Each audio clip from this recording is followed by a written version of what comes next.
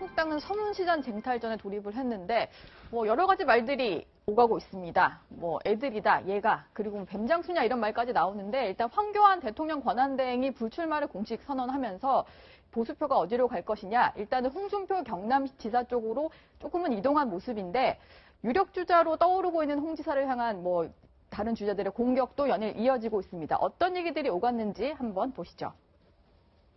홍 지사님, 박근혜를 머릿속에서 지우려면 출정식 장소부터 바꾸고 나서 하시는 게 어떨까요? 나는 내 상대가 아니지. 근데 가는 거는 내가 대꾸할 입장이 아니지. 대구 서문시장이 박근혜 시장이다. 김지태는 아베는 게 원래 정말 의의가 없는. 또 다른 후보들에 대해서 뭐 애들, 개, 뭐 이런 표현을 쓰셨다고 하는데, 아니 뭐 애들은 가라고 하면은 무슨 뱀장사입니까? 예? 그런 식으로 하면은 그럼 저는 도대체 그분을 뭐라고 불러야 됩니까? 저 두 분이 일단 생각지도 못하게 일단 자유한국당 경선 주자 중에서는 1, 2위 주자로 좀 떠오른 그런 모습이에요. 일단 서로 좀 공격은 하고 있는데 어떻게 보세요? 아무튼 그 반기문 총장이 사라지고 그다음에 한교안 대행도 사라지고 예.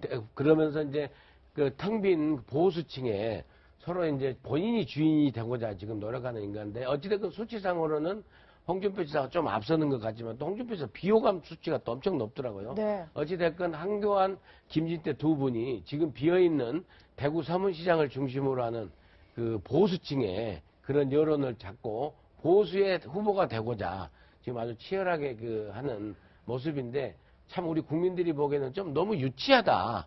그 다음에 너무 품위가 없다. 대통령을 하기에는 그런 그 비판적인 시각이 있음을 함께 말씀드리고 싶네요. 네. 전형적인 이게 이제 호랑이 때리기거든요. 앞서가는 후보를 계속해서 때림으로써 본인의 지지율과 관심도도 높아지는 효과. 그래서 이 트럼프 대통령도 공화당, 아직 본선 주자도 아닐 때 공화당 주자일 때부터 계속 힐러리 클린턴을 때리는 겁니다. 그러면 본인의 급 자체가 올라가게 되는데. 근데 또 아니나 다를까 이 황다음에 홍이라는 이야기가 나오는 것처럼 이 뭐 뱀장사인가, 뭐 개는 이런 이야기는 이게 어이가 없다. 정말 정치 베테랑이네. 영화 베테랑의 어이가 없는 이런 이야기 표현이 나오듯이 이런 것을 통해서 자기는 겁을 달리하게 되는데 문제는 이 경선에서는 괜찮을 수 있습니다. 이런 정도의 어떤 경쟁, 치열하게. 근데 문제는 자칫 이러다가 이미지가 동반 하락하게 되면 본선 경쟁력은 또 동반 하락, 동반 성장하는 것이 아니라 동반 하락하게 되거든요.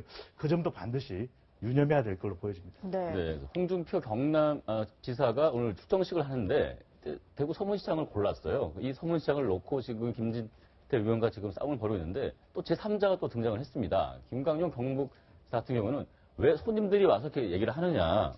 여기 특히 서문시장은 자기 어머니가 팥죽을 끓여서 먹고 자란 그런 곳이다. 왜 연고가 없는 사람들 두 분이 어디를 놓고 싸우느냐 얘기를 하고 있는데 네. 나름 서문시장이 갖고 있는 뭐 상징성이 있는 겁니까? 자, 서문시장이라는 건 박 대통령이 이 지지율이 떨어지거나 혹은 했을 때 두 번을 방문한 걸로 저는 기억합니다.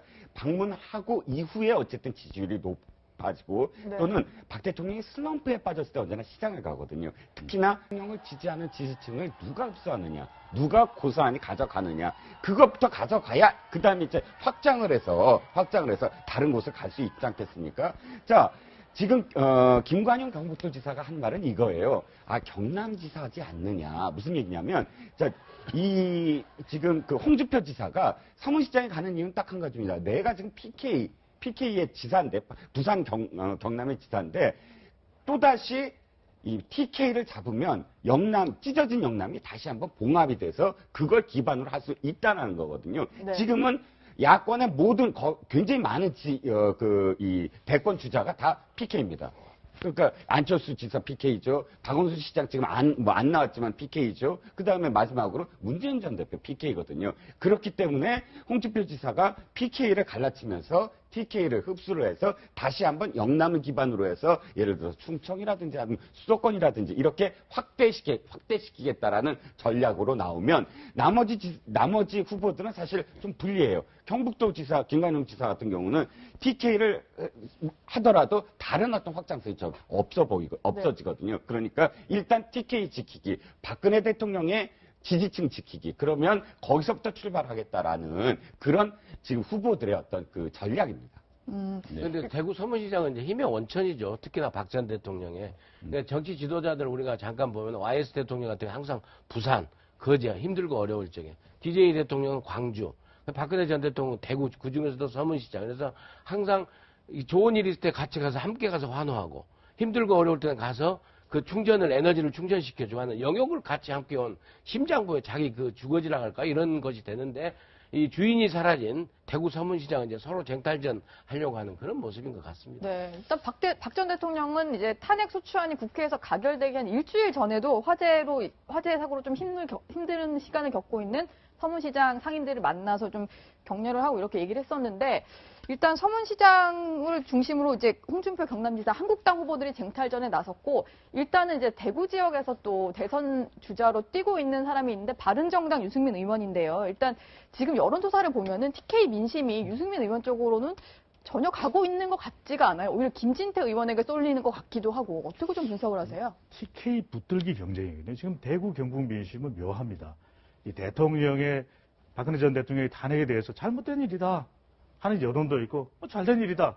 또 세대에 따라서 갈라지기도 하고 또 미묘하기는 하지만 대구 경북의 차이도 있고 대통령의 지역구에 있었던 달서구 달성군의 분위기도 다 다르거든요. 예. 여기서 우리가 보면 저는 이것에 대한 분석에 있어서 보수 내의 경쟁에 있어서는 TK적이 중요하지만 결국 우리가 대통령 당선을 생각하면 90년도에 빌 클린턴 당시 후보가 무슨 이야기를 했습니까? 바보야, 문제는 경제야 이야기를 했거든요. 지금 본선은 문제는 바보야, 문제는 중도야거든요. 지금 서문시장으로 간 이유도 일종의 서민적 이미지, 서문시장 서민. 이름도 비슷합니다. 그러다 보니까 서민 이미지 메이킹을 해가지고 나는 서민을 생각하는 보수보다 대구 경북의 미심을 붙들겠다. 또 팥죽 논쟁도 벌어지고 있는 것입니다. 심지어 이 서문시장의 팥죽이 유명한데 이 김관용 지사가 팥죽을 팔던 어머니가 나를 이렇게 지사까지 키웠다 하면서도 위수지역 논란도 일어나는 겁니다. 경남지사가 왜 서문시장에 오느냐. 여기는 현직 경북지사인 경북지 물론 대구는 다르긴 합니다만 완전히 또 경북이 또 안고 있는 그런 지형이기 때문에 나다 이렇게 또 이야기를 주장하고 있는데 문제는 뭐냐면 유승민 이 바른정당 후보도 지금 지지율이 많이 올라오고 있지 않은데 그 이후에는 대구 경북의 민심이 따라오지 않는 이유도 있거든요. 그만큼 이것은 박근혜 전 대통령하고도 관련이 있습니다. 그렇다면 대구의 지역구를 두고 있는 유승민 후보로서는 이 TK 지역에서의 민심을 얻는 것이 최우선이기 때문에 우선 과제이기 때문에 이렇게 하고 있는데 문제는 그렇습니다. 누가 대구 경북의 민심을 갖거든 다수의 유권자는 또 수도권이고요. 중도층입니다. 그래서 정말 중요한 것은 대구 경북의 민심을 붙드는 것도 중요하지만 중도의 민심을 과연 붙들어줄 후보는 자유한국당에서 누구야 하는 것도 더 중요해 보입니다. 네, 이렇게 지금 보수 진영이 지금 어수선합니다. 지금 대안을 못 찾고 지금 목표를 못 정하고 있는데 이런 와중에 박근혜 정부 초대 국정원장이었던 남재준 원장이 어제 단기 필마로 대선 출마를 선언했습니다. 일단 어떤 생각을 갖고 있는지 직접 들어보시겠습니다. 그러니까 반드시 당선을 하려면 신당 창당 드는데 겨들어갔든가 기존 정당에 들어갔든가 들어갔겠지만 난 그거 관심 없어. 그러면 이 나라가 어떤 나라야? 지금 그런 것을 주장하는 사람들이 만드는 나라가 아니고 우리 할아버지, 우리 아버지들이 피 흘려가면서 지킨 나라야. 대한민국을 갖다 파멸로 끌고 가는 위험성을 얘기를 해야지. 네, 본인은 당선이 목표가 아니다. 지금 소위 유력 대선 주자들이 나와서 얘기하는 대북관 그리고 국제 정세를 봤을 때 이거 대한민국 파멸로 이끌고 있다. 그런 걸 국민들에게 경고하고 그걸 알리기 위해서 본인은 출마를 했다라고 얘기를 하고 있습니다. 어서 아주 강직한 그런 애국심이 있을 수도 있겠는데 또 별도의 세력도 없어요. 정당도 가지 않겠다는 거고 기존 정당에 대한 불신도 큰 것 같고 지금 남재준 원장이 뭐 이번 대선에 변수가 될 수 있을까요? 어떻게 보십니까? 글쎄요, 큰 변수는 되지 않겠지만 저는 상징하는 바는 크다고 봅니다. 자, 태극기 집회를 그냥 폄하하는 어떤 그런 그 움직임도 많지만 그럼에도 불구하고 그 안에는 자발적으로 참여하는 60대 이상, 50대 이상, 60대 이상의 그 어르신들도 참 많거든요. 이분들은 굉장히 지금 상실감이 있어요. 그러니까 지금 지역 갈등 하지만 지금은 세대 갈등이 굉장히 크거든요. 고령층이 굉장히 많아지면서 지금도 유권자 중에 60대 이상이 25%, 4분의 1을 차지해요. 그런데 이분들은 지금 이 야당의 어떤 그런 도약하면서 안보가 불안하다, 그리고 자신들이 그렇게 믿었던 박 전 대통령이 저런 어떤 그 비리 혐의를 받으면서 거기에 대한 어떤 또 상실감, 이런 것들이 복합적으로 작용을 해서 그 표심이 어디로 갈까? 사실은 홍준표 지사한테 3분의 1이 갔다지만 3분의 1 이나 간 게 아니라 3분의 1 밖에 안 간 거거든요. 그러니까 실질적으로 두 자릿수 이상으로 지지율이 그러니까 높아져야 되는데 3분의 1이 나갔는데도 여전히 단단히 지지율이에요. 그러면 사실 보수, 지금 아까 말씀드린 보수 60대 이상 또는 50대 이상 TK, 이분들이 갈 곳을 지금 없는 거예요. 그러니까 그분들의 마음을 누가 대변할 것인가, 네. 이런 생각을 있는 그 자체는 사실은 그 태극기에 나온 사람들, 자발적으로 나온 사람들의 마음을 지금 대변하겠다라는 그런 뜻으로 읽혀지는 거죠. 네. 근데 우선 이제 남재준 전 국정원장이 노무현 정부 때 이제 육군 참모총장을 하셨거든요. 그리고 지금은 이제 박근혜 정부에서 최측근이 아니냐라는 얘기인데, 유명한 얘기 있지 않습니까? 내가 최순실을 알았더라면은 내가 총을 갖고 와서 말렸을 것이다. 그런 그 아주 격한 얘기를 하셨잖아요. 그래서 본인은 어떤 그 권력을 누린, 박근혜 정부에서 권력을 누린 측근이 아니라 항상 바른 말하고 국가 안보만 걱정했던 그런 사람이라고 해명을 하고요. 그 다음에 이제 주변에서 사실 그런 얘기가 나옵니다. 본인은 아주 완강히 거부를 했는데, 문재인 전 대표에게 관련해서 상당히 뭔가 많은 걸 갖고 있다. 네. 그래서 그걸 저번에 한 주위 한 2달 전부터 대선 출마를 갖다가 공공연히 이 말씀을 하셨답니다. 그래서 어제 이제 채널A에서 인터뷰를 하면서 그런 얘기가 있는데, 문재인 전 대표에 대해서 뭐 알고 있냐, 터뜨릴 게 있냐 그랬더니 전혀 그게 사실이 아니라고 부인을 했거든요.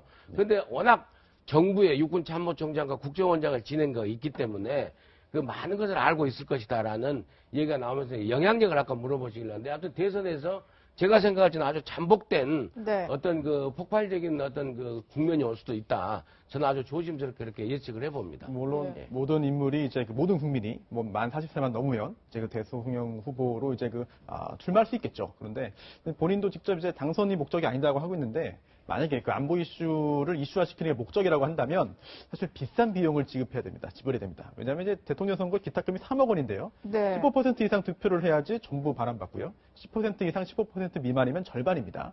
10% 득표를 못하면은 기탁금은 반환받지 못하고요.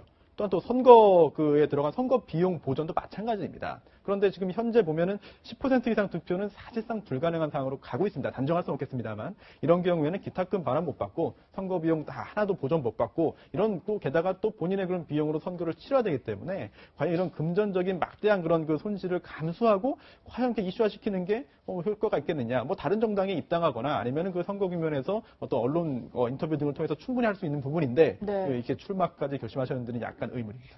그래서 그 부분을 제가 어제 물어봤습니다. 인터뷰를 했더니 기탁금 3억 원 어떻게 할 것이냐 했더니, 본인은 조직도 없고 사람도 없기 때문에 돈도 없다. 그래서 살던 아파트 팔았다 했고 완주를 한다. 그걸로 선거 치르면서 얘기를 하겠다. 그래서 이순신 얘기를 하셨어요. 사직생. 난 모든 걸 던지겠다 이번에. 그렇게 하셨기 때문에 또 많은 또 그런 의지가 있기 때문에 완주는 하실 것 같고요. 지금 기탁금 얘기가 나와서 그런데, 어제 또 국민의당도 예비 경선 하면서 컷오프를 하면서 좀 많은 상황이 벌어졌습니다. 네. 내용 좀 한번 보시겠습니다. 일단은 국민의당 이제 예비 경선에 참여를 하려면 네네. 후보마다 5천만 원을 내야 되는데, 그렇죠. 후보가 정견 발표할 수 있는 게 5분이다 보니까 1분에 1,000만 원 이렇게 좀 분 단위로 계산을 하다 보면 너무 비싸잖아요. 그러니까 그 컷오프 규정을 잘 몰랐던 후보들이 좀 소란을 피우는 이런 것들이 목격이 됐는데, 진짜 당별로 이제 예비 경선 후보들이 내는 기탁금이 좀 높은 것 같긴 해요. 차이가 있죠. 네, 차이는 그렇죠. 좀 있지만. 각 당별도 차이가 있고, 이번에 국민의당이 사실은 좀 미숙했어요. 네. 실제로 그러니까 기탁금을 내면 그 컷오프가 먼저 얘기를 해야 되고, 컷오프 없는 반환이 안 된다, 이런 어떤 룰, 각 당마다 어떤 지금 경선 룰을 갖고 이제 얘기가 많은데, 국민의당이 날짜 정하는 것도 굉장히 진통을 많이 겪지 않았습니까? 그 진통 속에서 사실은 지금 의원 30명 넘는 그런 제3의 정당인데 사실상 5천만 원이 큰 돈이죠. 일단 경선 통과해야 되니까. 그런데 결국은 5천만 원 기타가 않고 컷오프로 3명을 해서 나머지 3명한테는 돌려주지 않겠다. 예. 이렇게 되니까 네. 사실 첫 번째 후보가 아니 이런 법이 어디 있느냐 그 한마디 하고 5천만 원이 그냥 날아간 그런 이제 케이스가 됐습니다. 그러니까 사실상 저는 좀 서글픈 좀 서글픈 게 뭐냐면 우리는 정당이 몇 개월 같지도 않잖아요. 대선 때면 또 나오는 정당이 있고 총선 때 또 다시 이합집산을 겪고 그러다 보니까 네. 매번 룰이 바뀌어요. 정말 매번 4년마다 룰이 바뀌고 5년마다 룰이 바뀌고 지선 때 또 룰이 바뀌고 그러다 보니까 사실은 룰 싸움으로 탈당하고 분당하고 그런 게 후진 정치가 계속되거든요. 미국 같은 경우 기억하시잖아요. 다 오픈 프라이머로 해서 공화당과 코커스를 하고 공화당 코커스고 민주당 해서 이 경선 룰이 한 번도 바뀐 적이 없잖아요. 그러니까 지금은 이제 이제 개헌도 있고 여러 가지 이야기가 있지만 이제 바뀌지 않는 경선 룰을 국민들은 또 지켜보고 싶어요. 그러니까 그러려면 정당이 이합집산하지 않고 그 정당이 정말 그야말로 100년 정당이 돼야 될 텐데 그러려면 또 다당제가 돼야 되고 개헌이 돼야 되고 어쨌든 숙제는 많습니다. 그런데 이제 저런 경선룰 매번 바뀌는 경선룰은 안 보고 싶다는 게 또 국민들의 마음일 것 같아요. 근데 이제 현실적으로 그 군소 후보가 아니라 많은 후보들이 난립을 하게 될 경우에는 토론회를 하고 이렇게 해야 되기 때문에 일단 어떤 여론조사를 거쳐서 좀 이렇게 숫자를 줄여가지고 이제 각 당의 후보 토론을 하기 위해서 자유한국당 같은 경우는 한 1억씩으로 내는 걸로 알고 있는데요. 금액이 훨씬 더 크지 않습니까? 네. 그래서 숫자가 너무 많다 보니까 이제 걸러서 좀 이렇게 하려고 하는데 국민의당 같은 경우는 이제 그러면은 여론조사 비용이라고는 좀 납득이 가겠는데 그냥 이렇게 선거인단, 심사위원단 이렇게 해가지고 이렇게 자기적으로 한 게 아니냐.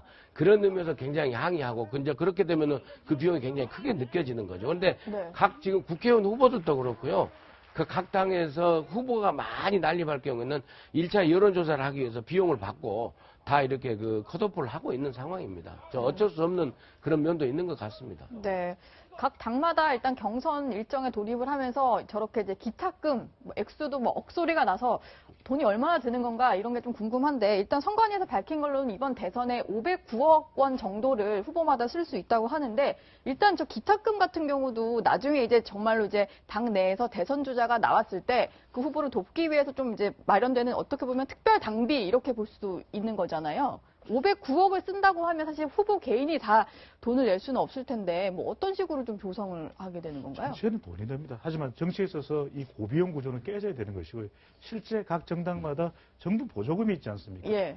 산하연구원도 그렇고 대선에 출마할 경우에 대부분의 경비들이 또 지원이 되고요. 또 일정 득표율 이상만 받게 되면은 또 후보들도 무소속 후보일지라도 돌려받게 되는 또 절반 또는 전부 이렇게 그런 지원을 정부로부터 우리 혈세를 통해서 보다 나은 정치를 해달라고 이런 구조적인 제도적인 장치가 마련되어 있거든요. 근데 문제는 이런 겁니다.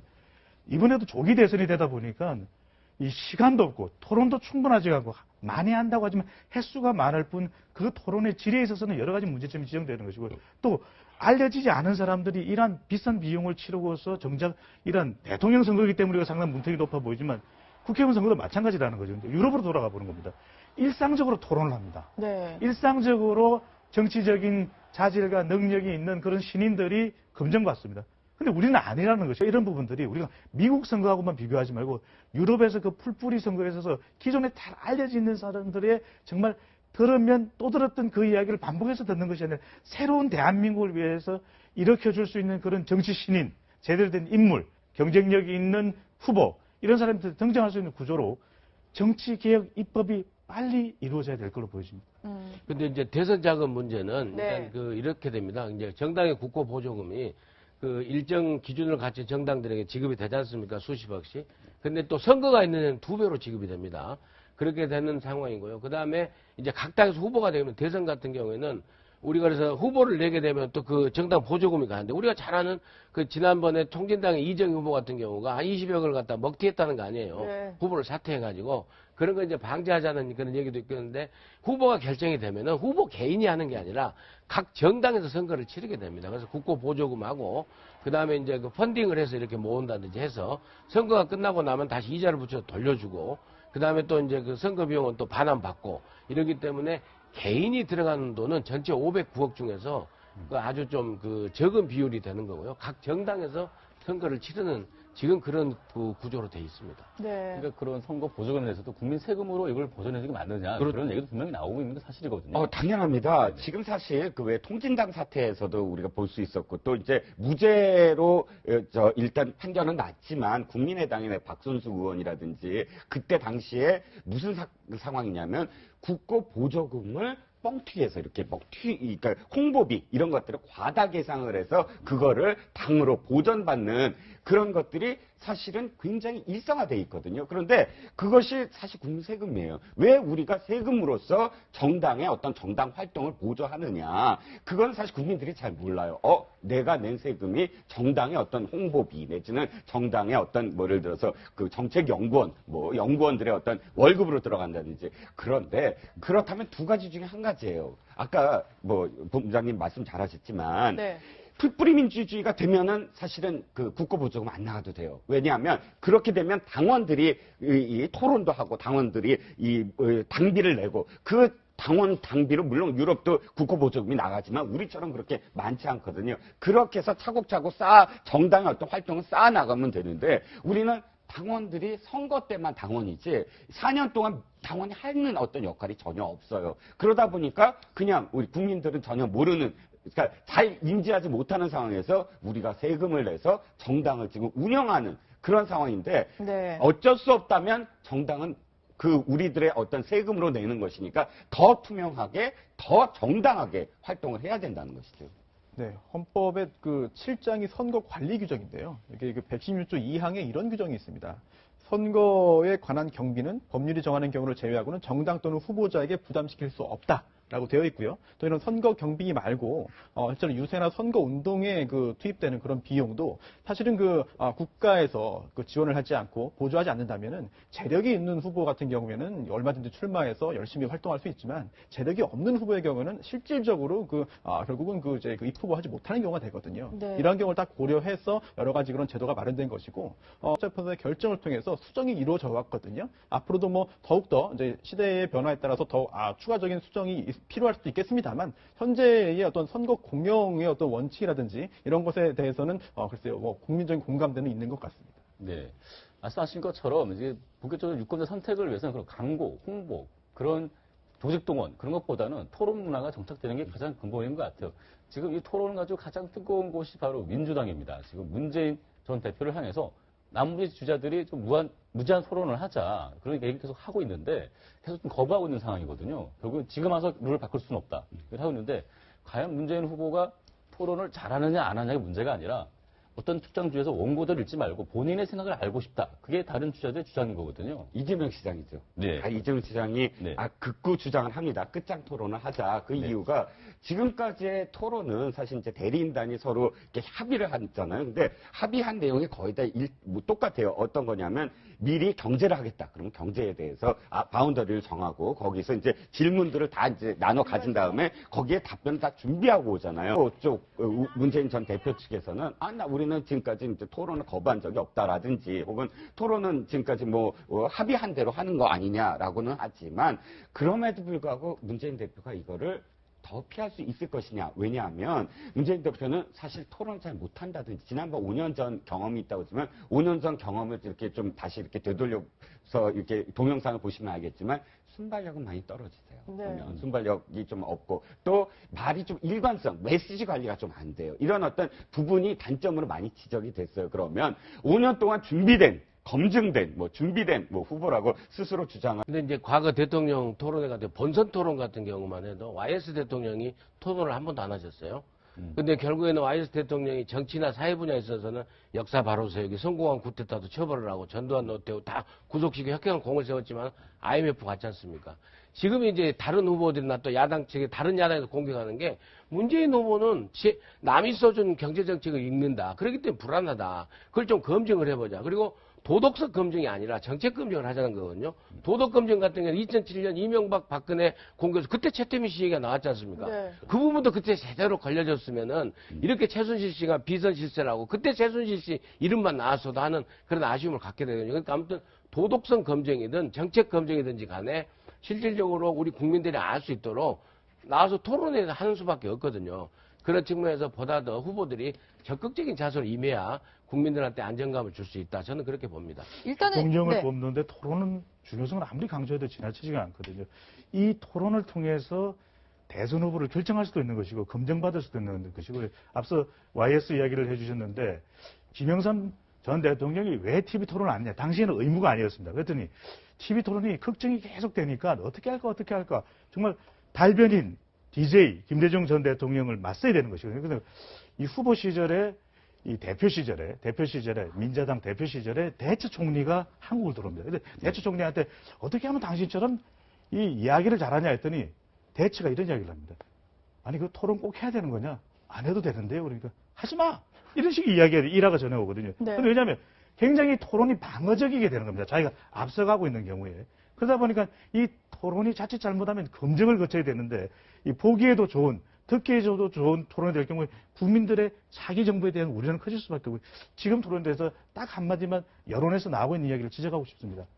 자, 이렇게 여러 차례, 10여 차례, 또 다른 데는 5차례, 3차례 이런 토론이 아니라 누가 주도를 하고 또 이 끝장 토론 형태가 아니라 주제를 나눠야 됩니다. 네. 미국 대선에도 3번의 토론을 보면 외교, 안보, 복지, 고용 이렇게 나누게 되거든요. 이번에도 철저하게 한 번은 정말 교육, 사교육 어떻게 하면 건전할 수 있느냐. 이 무거워진 학부모들의 어깨를 들어줄 수 있는 주제별 끝장 토론을 반드시 해야 될 걸로 보여집니다.